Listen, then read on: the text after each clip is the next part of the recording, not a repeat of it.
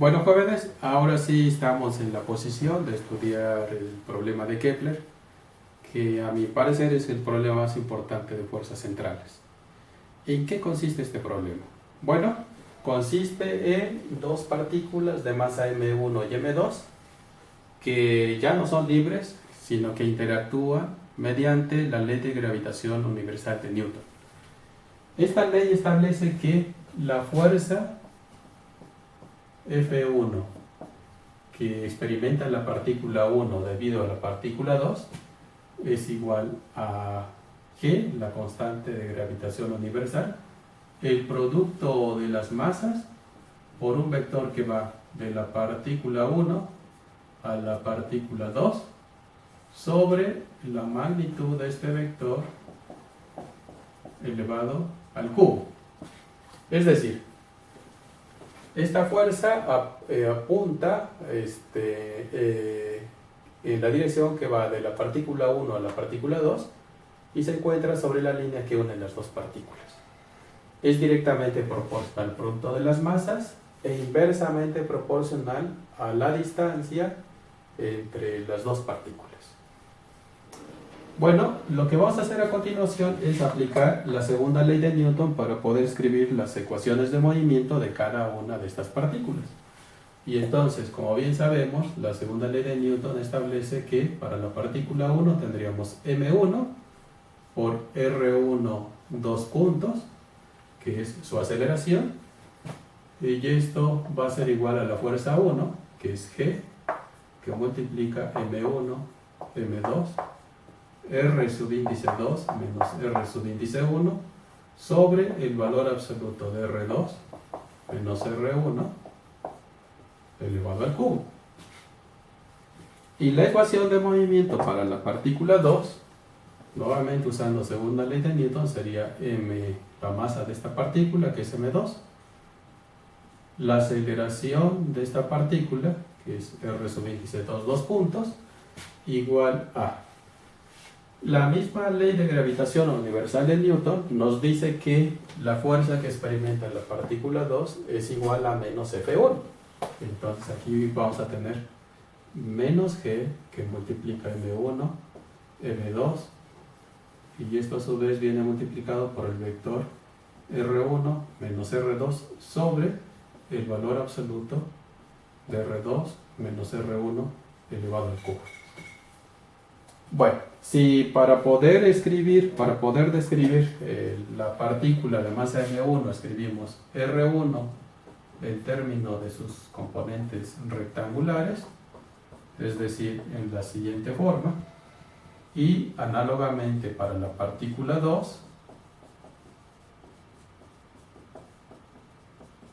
entonces en los lados derechos de estas dos ecuaciones de movimiento toma lugar el siguiente vector, que es la diferencia, ¿no? Es el vector R2 menos R1, y esto es igual a X2 menos X1 en Y, más Y2 menos Y1 en J, más Z2 menos Z1 en K. También toma lugar el valor absoluto de este vector, y esto es igual a X2 menos X1 elevado al cuadrado, más Y2 menos Y1 elevado al cuadrado, más Z2 menos Z1 elevado al cuadrado, todo esto a la 1 media. Bueno, observen ustedes que en realidad aquí lo que tenemos son un par de ecuaciones vectoriales, lo cual corresponde a 6 ecuaciones escalares. Y este sistema de 6 ecuaciones escalares está acoplado, es decir, en la primera ecuación no nada más aparecen las componentes del vector R1, no nada más va a aparecer X1, Y1, Z1, sino que también aparecen X2, Y2 y Z2, principalmente en este denominador. Y eso hace que el sistema esté acoplado. ¿Cómo se desacopla? ¿Cómo se resuelve este sistema? La forma de resolverlo es escribir otro par de ecuaciones vectoriales que tiene la información que tiene este sistema. ¿Quién es este? Bueno, observen ustedes que si yo sumo estas dos ecuaciones, pues entonces este término, la suma, este más este, va a dar 0. Y entonces observen ustedes lo siguiente. M1, R1, 2 puntos, más M2, R2, 2 puntos, es igual a el vector 0. Y esto yo lo puedo escribir como la derivada segunda con respecto del tiempo de M1, R1, más M2, R2. Y esto a su vez, usando la definición del vector centro de masa, que ya hemos visto, yo puedo dividir entre la masa total del sistema, que es M1 más M2, y multiplicar por M1 más M2. Esto que está acá sería el vector centro de masas. Entonces vendría aquí la masa total del sistema por la derivada segunda del vector de posición con respecto del tiempo. Y debido a esta ecuación, este sería igual al vector 0. Así que entonces, una ecuación que nos arroja este par de ecuaciones vectoriales es la masa que multiplica a la aceleración de esta partícula igual a 0. La otra ecuación, como ustedes ya están adivinando, tiene que ver con el vector relativo. Y entonces, yo ya podría entonces usar el hecho de que el vector R se define el vector relativo como R1 menos R2. Y este vector, recuérdense ustedes que va de la partícula 1 a la partícula 2.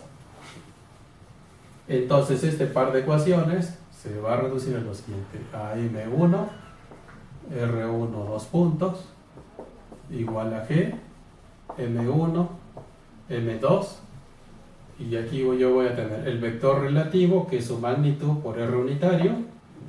Voy a cancelar una de sus magnitudes acá, y entonces aquí me va a quedar R elevado al cuadrado.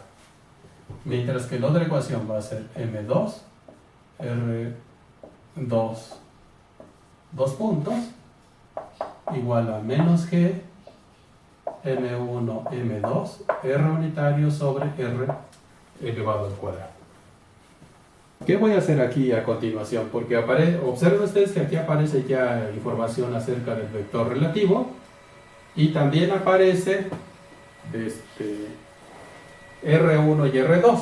Entonces lo que voy a hacer a continuación es lo siguiente. A la primera ecuación yo la voy a multiplicar por M2, y a la segunda ecuación la voy a multiplicar por M1. Así que entonces me va a quedar M1 por M2, R1, 2 puntos, igual a G, M1, M2 elevado al cuadrado, R unitario sobre R elevado al cuadrado. Y la segunda ecuación me va a quedar M1, M2, la aceleración de la primera partícula, igual a menos G, M1 ahora elevado al cuadrado, M2, R unitario sobre R elevado al cuadrado. Y lo que voy a hacer a continuación es formar del lado derecho el vector relativo. Por lo tanto, entonces, me voy a fijar en esta ecuación menos esta. Y entonces lo que voy a obtener sería lo siguiente: M1, M2 va a salir como factor común, R2, 2 puntos, menos R1, 2 puntos, igual a, como estoy restando este a este, entonces aquí va a salir un signo menos. El factor común es G, y aquí voy a tener aquí M1, M2, que multiplica a M2 más M1, que multiplica R unitario sobre R elevado al cuadrado. Ahora yo voy a poder escribir esto de la siguiente manera. Voy a pasar M1 más M2 del lado izquierdo, y entonces voy a tener aquí M1, M2 sobre m1 más m2. Y esto no es otra cosa más que la aceleración del vector relativo. Entonces este es r, dos puntos, igual a menos g, m1, m2, r unitario sobre r elevado al cuadrado. Y aquí vuelve a aparecer nuestra amiga, la masa reducida.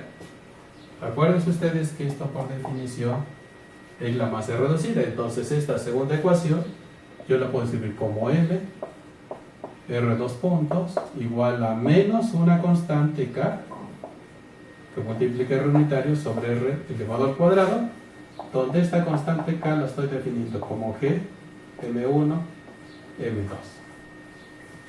Bueno, ¿a qué hemos llegado?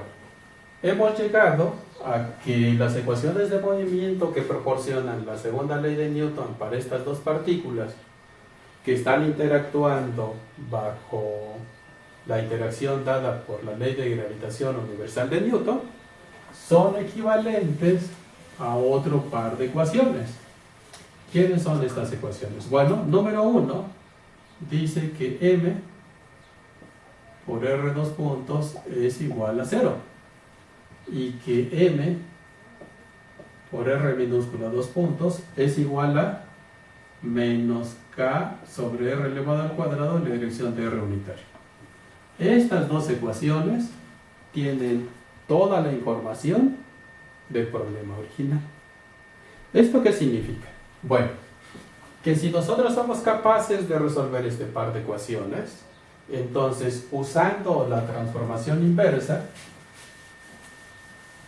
podríamos nosotros recuperar la solución para R1 y R2. Recuérdense ustedes que R por definición es M1 R1 más M2 R2 sobre M1 más M2 y que R, el vector relativo, es R2 menos R1. Ya nosotros hemos escrito la transformación inversa, es decir, hemos también mostrado, en el caso de partículas libres, y aquí se aplica porque simplemente es una transformación de coordenadas, que R1 es igual al vector de posición centro de masas menos M2 sobre M1 más M2, que lo hemos notado por M mayúscula, que multiplica el vector relativo, y que R2 es igual al vector centro de masas más M1 sobre la masa total del sistema por el vector relativo. Por lo tanto, si nosotros resolvemos este par de ecuaciones, podríamos nosotros sustituir acá esas soluciones y encontramos la solución para R1 y R2. Observen ustedes que esta ecuación que está acá me dice que el centro de masas se mueve de tal manera como si fuera una partícula libre. Exactamente igual que lo que pasaba cuando tenemos dos partículas libres sin interacción. Y acá la única diferencia es que si K ahora vale 0, que es la que da información acerca de la interacción, pues también sería libre. Sin embargo, para el problema de Kepler ese término no es 0.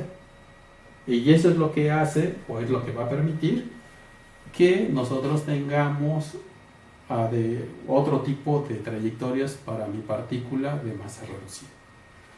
Bueno, jóvenes, esta es la primera parte del problema de Kepler.